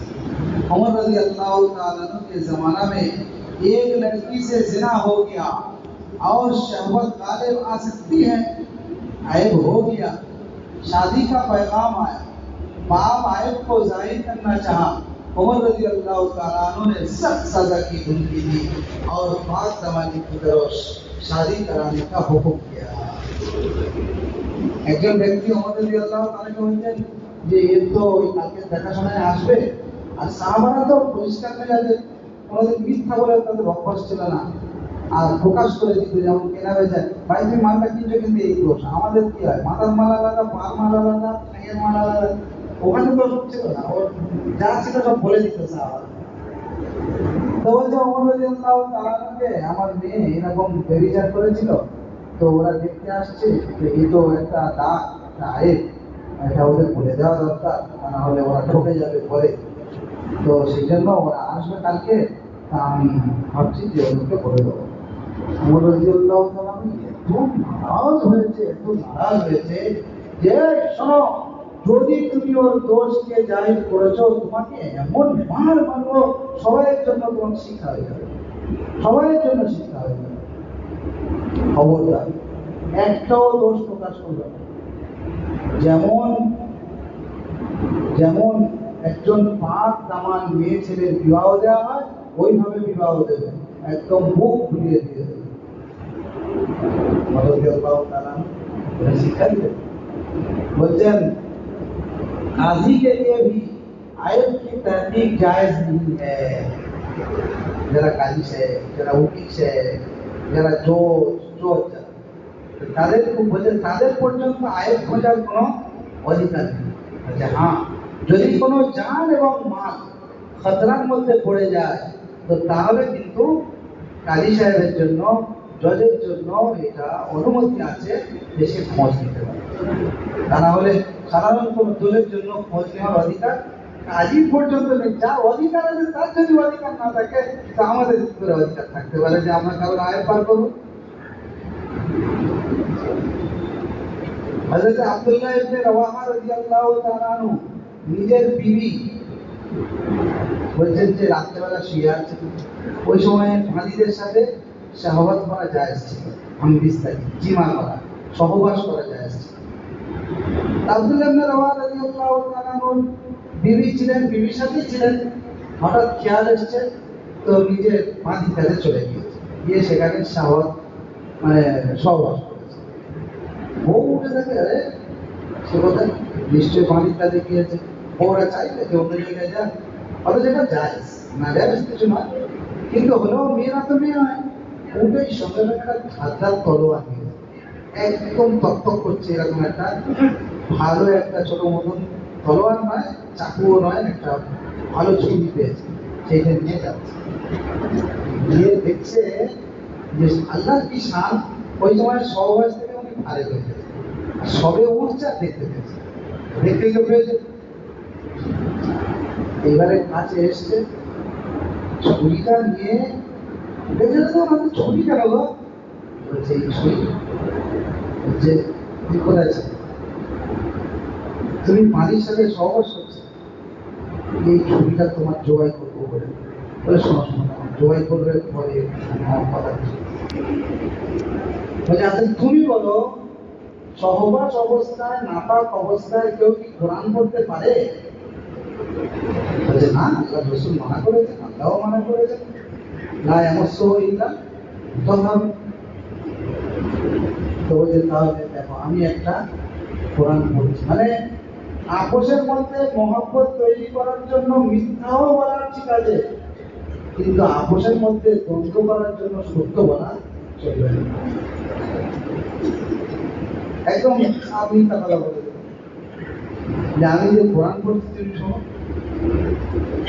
এমনই বিশাল বড় কবি ছিলেন আব্দুল্লাহ ইবনে রাওয়াহা, এমন কায়দায় কবিতাটা বলেছে যে শুনেই বলছে সাদাকাল্লাহু ওয়া রাসূলুহু, আল্লাহ যেটা বলেছে সত্য, রাসূল যেটা বলেছে সত্য।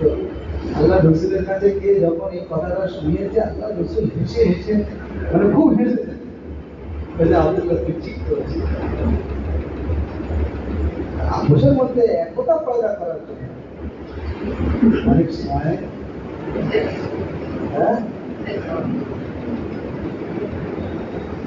বাঁধি বাঁধি পরিবার নয়, বাঁধি খাদেমা যেটা আজকাল থাকে এ তো জায়েজ নেই, কিন্তু ওই সময় যে বাঁধিগুলো আসে না, মানে যুদ্ধ থেকে আনা হয়, তো ওদের সাথে সহবাসটা খারাপ না, নিকা করার দরকার হয় না ওই সময়, ওটা ওদের জন্য হারাম। আর এখন যে খাদেমা এটা না, এই জায়েজ, ওটা যুদ্ধের ময়দান থেকে আনা হয়েছে, ওটা জায়েজ ছিল, জায়েজ পন্থায় ছিল সবকিছু। তবুও এখন মাছ থেকে বাঁচার জন্য আর ইখতিলাফ থেকে হেফাজতের জন্য ওরা একটা কবিতা পড়ে শুনিয়েছে, তো বিশ্বাস করে নিয়েছে, আজিব একদিন ছিল। আচ্ছা শুনুন ভাই, ইজতেমাইয়াতের দ্বিতীয় নম্বর উসুল হলো মাশওয়ারা। মাশওয়ারা হচ্ছে যে মাশওয়ারা হলো নামাজের মতো। নামাজ যেমন ফাসেদ হয়ে গেলে সমস্ত আমল বরবাদ হয়ে যায়, ঠিক ওই রকম ভাবে ইজতেমাইয়াতে যেমন মাশওয়ারা বরবাদ হয়ে গেলে দাওয়াতের সমস্ত আমল বরবাদ হয়। দেখবেন আগে মাশওয়ারায় বরবাদি আসবে, তারপরে অন্য জায়গায় বরবাদি করে সংসার। সেই জন্য নামাজের সাথে মাশওয়ারা করো। ইজতেমাইয়াতের সিফাত দুটো, একটা হলো নামাজ আর একটা হলো মাশওয়ারা। নামাজের মধ্যে ছোট বড় গরিব ফকির কালো সাদা উর্দু আরবি ইংরাজি কেউ কারো থাকে না, সবাই একে অপরের পাশে দাঁড়ায়। মাশওয়ারার মধ্যে ওই রকম কেউ কাউকে দেখবে না, কেউ কারোর বিনা করতে পারবে না, সবাই এ অমুক জায়গার লোক, এখনো পর্যন্ত যদি সংগ্রামপুর থেকে জয়নগরে যায়, এই সংগ্রামপুরের লোক এখনো পর্যন্ত না। নামাজে যেমন বলা জায়েজ নেই, মাশওয়ারার মধ্যে সবাইকে এক করে নিতে হবে, বলা জায়েজ নেই। বলছেন যে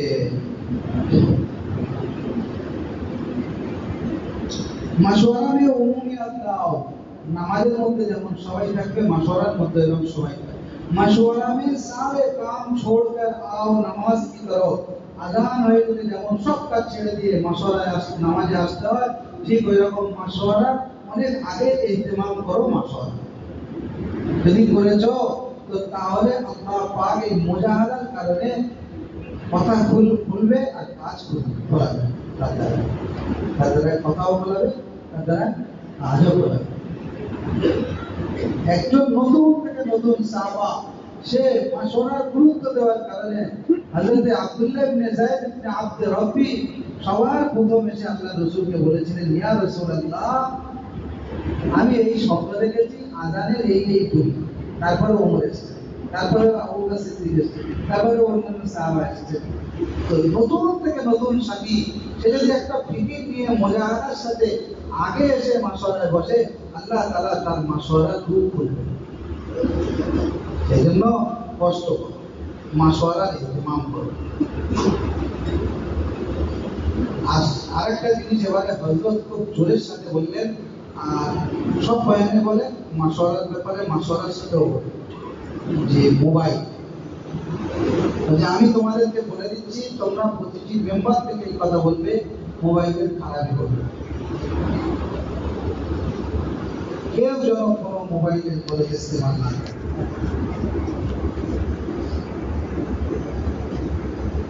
মোবাইলের দ্বারা অনেক ফায়দা হাজার নজরে এলেও বহুত বড় বড় খতরা আছে মোবাইলের দ্বারা।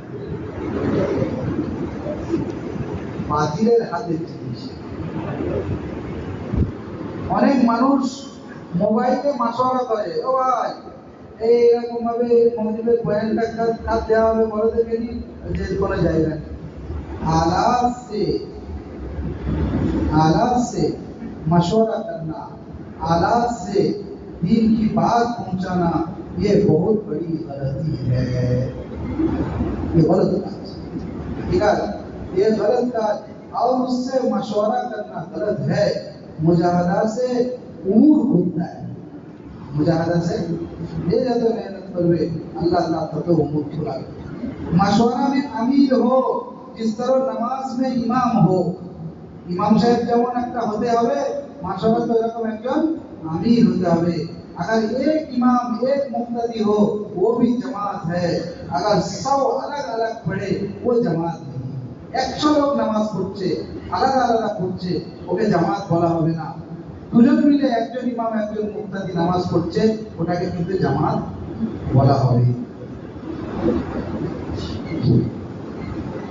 তো বলছে ওইরকম ভাবে যে কাজটা মাশওয়ারা করে করবে সেটার মধ্যে কি হবে, ইস্তেমাইয়াত বলা হবে।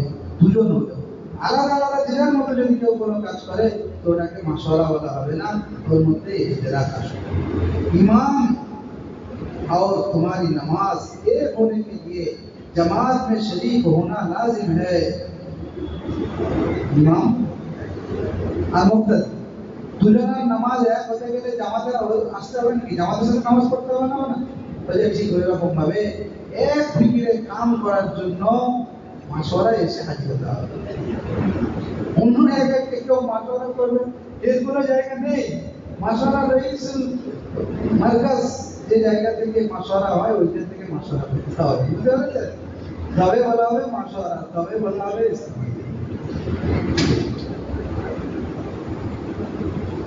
कुछ लोग बाहर बैठकर एतराजात करते हैं। কিছু লোক কি করে, এই তোমাদের আজকের এই মাশওয়ারা হলো, এই মাশওয়ারা এই ভুল করেছে, এই গলত কাজ করেছে, এরকম ভাবে ফয়সালা করেছে, এটা করা উচিত।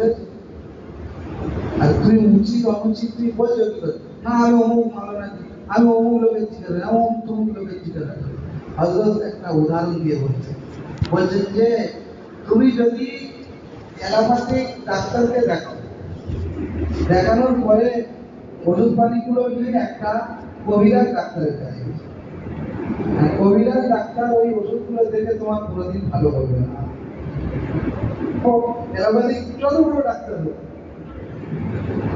ও মাশওয়ারা ওর কাছ থেকে মাশওয়ারা চাইলে ও এই কথা বলবে, এক কাজ করো এগুলো খেও না, আমি তোমাকে ভালো একটা দারুণ ওষুধ দিচ্ছি, এই ওষুধটা খাও না। কেন এটা বলছে? কবিরাজ যদি আজকের অ্যালোপ্যাথিকের ফিকিরে থাকতো তাহলে ওই অ্যালোপ্যাথিকের ভালাই বয়ান করতো। এটা একটা উদাহরণ দিয়েছেন হযরত। ঠিক ওই রকম ভাবে তুমি একটা মাশওয়ারা যেখানে হচ্ছে সেই জায়গার মাশওয়ারা সাথীদের কাউকে না জিজ্ঞাসা করে তুমি অন্য খেয়ালের লোকেদের মাশওয়ারা নিতে গিয়েছো, সে তোমার ভালো বলবে? সে তোমার ভালো বলবে? সেই জন্য ওই মাশওয়ারাতে এসে এক হও, তাহলে এক ফিকির আর তো ওদেরকেই জিজ্ঞাসা করো, অন্য জায়গায় জিজ্ঞাসা করো না।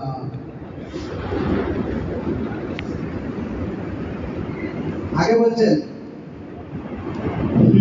इसलिए लुकमा देने वाले को नमाज में होना जरूरी है। একজন ইমাম সাহেব তার কিরাত ভুল গিয়েছে, তার লোকমা দেবে, তার লোকমা একজন ব্যক্তি সে ওই নামাজে নেই, এখন কিরাতে ভুল শুনতে হবে, সুন্নত পড়ছিল তার ভিতর থেকে, কিংবা সে যাচ্ছিল সেখান থেকে লোকমা দিয়ে দিয়েছে নামাজের ভিতরে। তো বলছে ওই লোকমা ইমাম সাহেব নিতে পারবে? আরে নিতে পারবে, কেন নিতে পারবে না? ও তো নামাজে নেই। এখন এ যদি লোকমাটা ইমাম সাহেব যদি নিয়ে নেয় তো তাহলে ইমামের নামাজ যাবে আর হাজার হাজার যে মুক্তাদি আছে সবাই নামাজ বরবাদ হয়ে যাবে। এখন যে মাশওয়ারাই নেই সে যদি কোনো দূর থেকে মাশওয়ারা দিয়ে বলে আমার রায়টা নিয়ে নেয়নি কেন, তো নেবে কি করবো, নামাজ খারাপ হয়ে যাবে। তুমি মাশওয়ারায় রাখো, অন্য জায়গায় নিশ্চিত নালে হবে। তুমি মাশওয়ারার জায়গায় এসে মাশওয়ারায় রায় দাও, তাহলে তোমার রায়টা গ্রহণীয় হবে। যেমন লোকমা দেওয়ালা নামাজের ভিতরে হতে হবে, ঠিক ওই রকম ভাবে মাশওয়ারায় আমির সাহেব কারোর রায় যদি নিতে চান নেয় তো ওর মাশওয়ারার মধ্যে তার থাকতে হবে।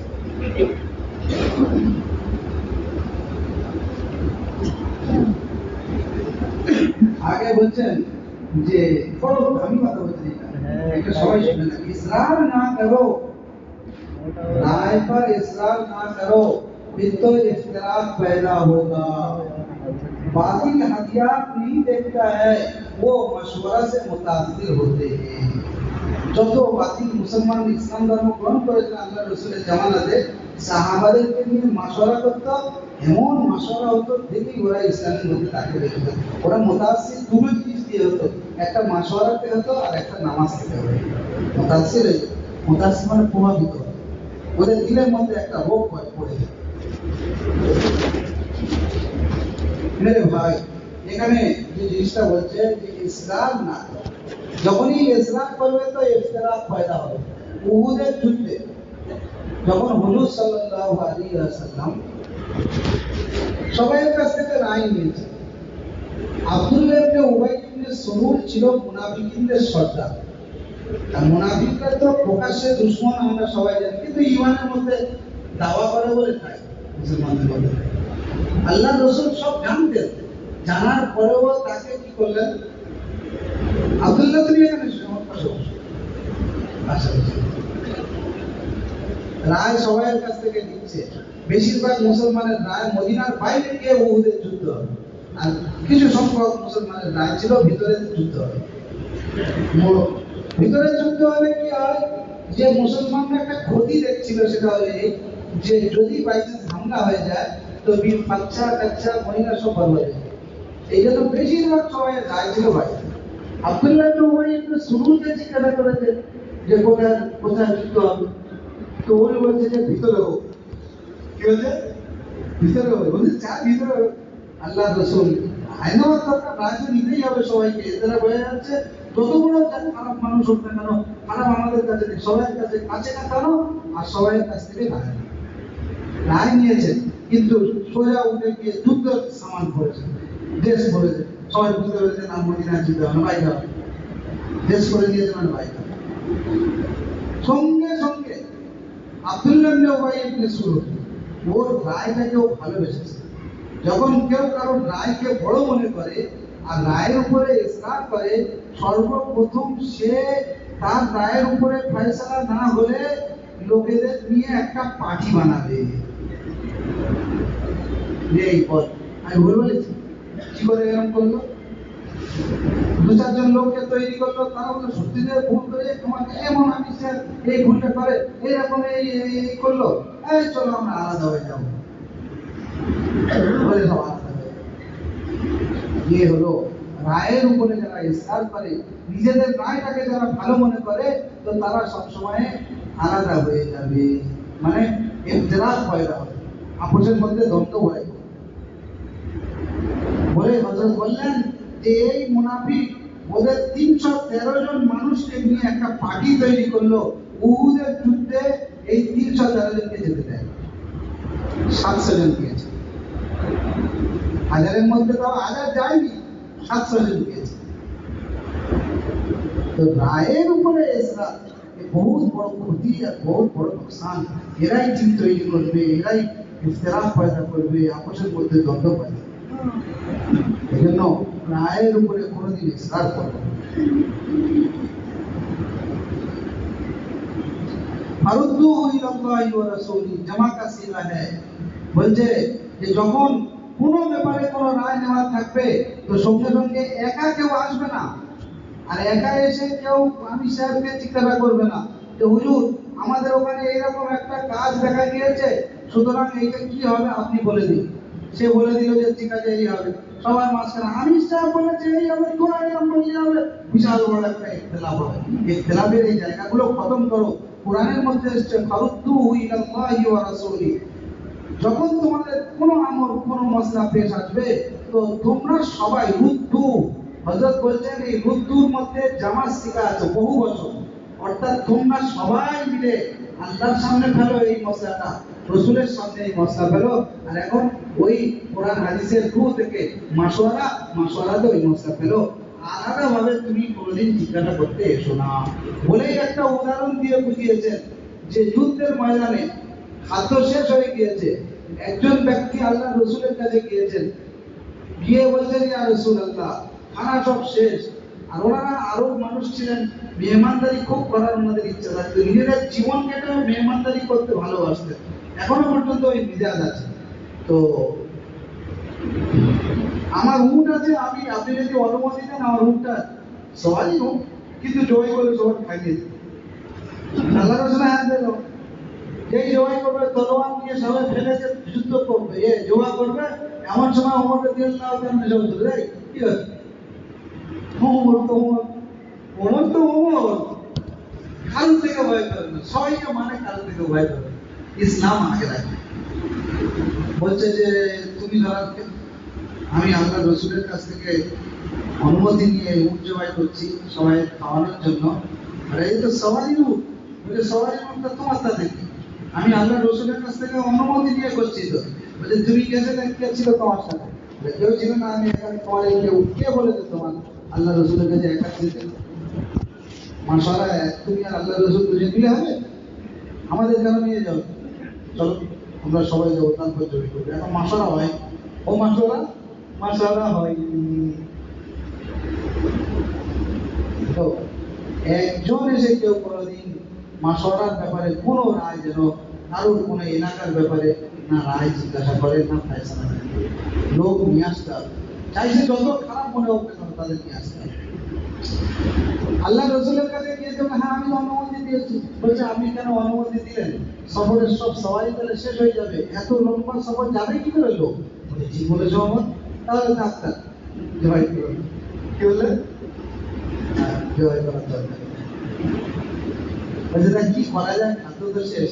বলছে আপনি নবী, আমাদের কাছে যা আছে বস্তা বস্তা গুলো ঝাড়াও না, আপনি খুব দিন আল্লাহ কাজ দেবে, ধোয়া দিয়ে দেবেন।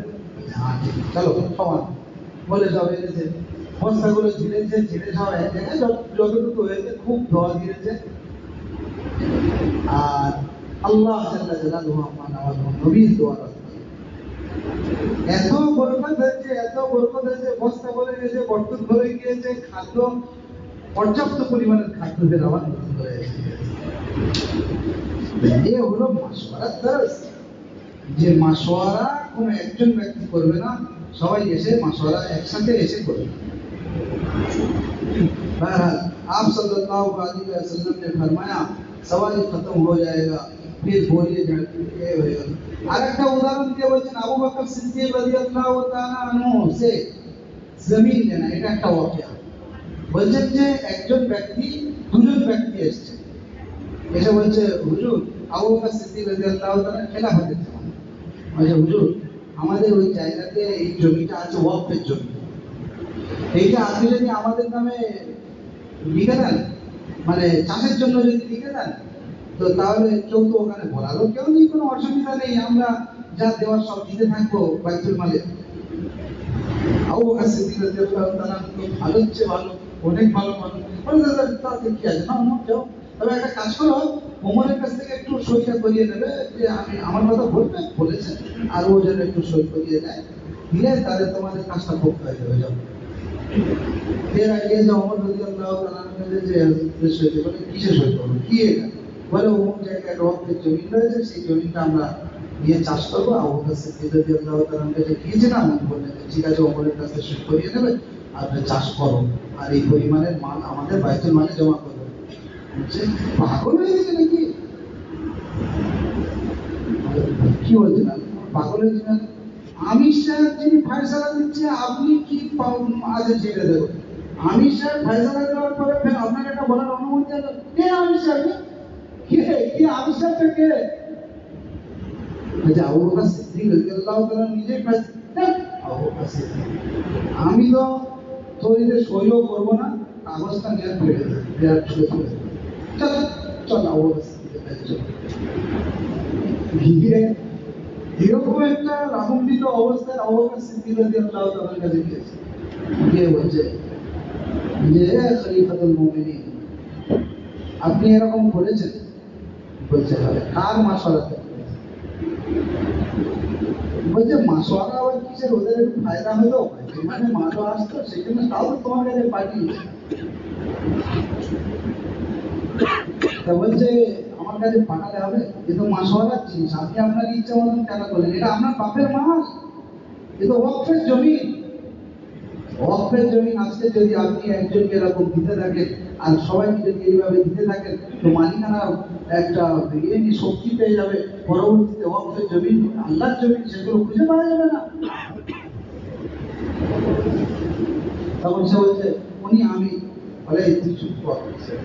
আবু বকর সিদ্দিক রাদিয়াল্লাহু তাআলা বলেন আমি আমির তো বটে, কিন্তু আমি আমির আসল না। আসল আমির হলো ওমর, তুমি। আসল আমির ভাগিনি। ইমারতের কাজ রাখা নয়, ইমারতের কাজ আপন করে নিয়ে চলা। কি বলছেন? ওমর শোনো, নিশ্চয়ই তুমি আমি, আসল আমির হওয়ার যোগ্য তুমি, কিন্তু ফায়সালা আমার, এটা তোমার তো মানতে হবে। অবশ্যই মানবে, ফায়সালা আপনার হয়ে গেলে ও তো অবশ্যই মানবে। কিন্তু এই পরিস্থিতি সে আবু বকর সিদ্দিক রাদিয়াল্লাহু মানা করে দিলেন, যাও তোমরা এসব পুরোটা চলে যাবে। ये হলো হায় হায়, এটাই হলো যে আবু বকর সিদ্দিক রাদিয়াল্লাহু তাআলা আনহু আমির হওয়ার পরেও নিজের সাথীদেরকে নিয়ে এইভাবে চলেছেন। আর বলারও হক থাকে যখন ইজতেমাইয়াতের সাথে কোনো কাজ হবে না। আসল তো মাশওয়ারা ইজতেমাই চাই, আসল তো মাশওয়ারা ইজতেমাইয়াত চাই। আমির ফয়সালা में किसी के मोहताज नहीं है, এর মধ্যে কোনো সন্দেহ নেই। আমির যে ফয়সালা দেবে অন্যজনের মুখাপেক্ষি তা নয়। আমির যদি মনে করে কারোর রায় না নিয়ে ফয়সালা করতে, ওই ফয়সালা সবার মানতে হবে। ওমর রাদিয়াল্লাহু তাআলা কি বলতেন? হ্যাঁ ঠিক আছে, মেনে নেবো, অসুবিধা নেই। বলেছিলেন না? বলেন দিনের জন্য এসে লড়তে পারেন, কিন্তু ফয়সালা যেটা ওটা মানতে হবে। আমিরের ফয়সালার বাইরে কেউ কে আলাদা কোনো ফয়সালা করবে, এর কোনো জায়গাই নেই, এর কোনো জায়গা। হযরত বলছেন যে যার মধ্যে এজাহাত নেই সে আমিরের ফয়সালার মুখালাফত করে। বলছেন आमीर फैसला में किसी के मोहताज नहीं है, और साथियों का ये कहना हमारी राय पर फैसला हो ये इताअत नहीं है, बल्कि उसको ऐसी बशाशत से कबूल करे जैसे सबकी राय पर फैसला करने से बशाशत होती है। সবাই রায় নিয়ে যখন ফয়সালা করা হয় তখন খুশি হয় না, হয় না?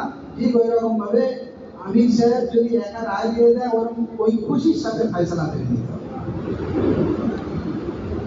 উসামা রাদিয়াল্লাহু তাআলা আনহু জামাতকে পাঠানোর জন্য ওমরে ফারুক আবু বকর সিদ্দিক রাদিয়াল্লাহু তাআলা আনহু যখন বলেছিলেন, আল্লাহ রাসূল বলেছেন উসামা জামাত পাঠিয়ে দাও, ওই সময়ে ওমরে ফারুক আরো অনেক সাহাবারা এসে বলেছিল যে হযরত এই সময়ে বন্ধ রাখুন, যারা যাকাতের অস্বীকার করছে আগে তাদের সাথে জিহাদ হোক, আর তারপরে লোক সব একটা লাইনে এসে যাবে, তারপরে উসামার জামাত চলে যাবে। কারণ উসামার জামাতে তো অনেক সাহাবা চলে যাচ্ছে, তাহলে এদের সাথে কে যুদ্ধ করবে? আবু বকর সিদ্দিক রাদিয়াল্লাহু তাআলা আনহু সবার রায়কে একদিকে রেখে নিজের ফয়সালা শুনিয়ে দিলেন যে আমি কারোর কোনো কথা মানব না। এমনকি যদি উসামার জামাত পাঠানোর কারণে দুশমন এসে মদিনাতে হামলা করে দেয় আর আজওয়াজের মুতাহারাতে যদি লাশ পড়ে থাকে, সেই লাশ যদি কুকুর টেনে টেনে নিয়ে যায়, তাও আবু বকর সিদ্দিক বরদাস্ত করবে, কিন্তু উসামার জামাত এখানে বসে থাকবে, এটা কোনোদিন মেনে নেবে না। তো আমিরের রায়ের, নিজের আমির যেটা রায় ফয়সালা দেবে ওটা অবশ্যই সবাইকে মেনে নিতে হবে। রায়ের ইখতিলাফ হতে পারে, কিন্তু নিজেদের রায়কে ফয়সালা মনে করলে হবে না। আরে মানবো, মানবো ये কিছু কথা যেটা হযরত জি বললেন ইজতেমাইয়াতের লাইনের, একতার লাইনের কথা, এইগুলোকে সামনে রেখে আমরা চলবো, ইনশাআল্লাহ আমরা কোনোদিন পথভ্রষ্ট হব না। আর যদি এইগুলোকে সামনে রেখে না চলি, তো তাহলে আমরা পথভ্রষ্ট হয়ে যেতে পারি। ওয়াক্তের আমি বিশ্বের মার্কাজ থেকে যে আওয়াজ লাগাচ্ছে কোরআন এবং হাদিস দিয়ে, সেই আওয়াজে আমাদের এক মত হাতে আল্লাহ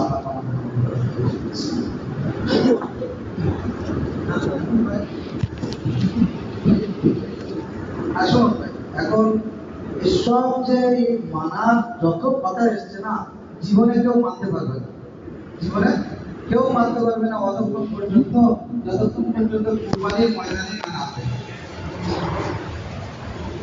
এইগুলো এখন তো বিশ্ব ইজতেমা সামনে রেখে, এই ইজতেমাইয়াকে বাকি রেখে খুবই মেহনত চালিয়ে হযরত বলছেন যে আজম করো, আজম করো। বলছেন যে এখন যা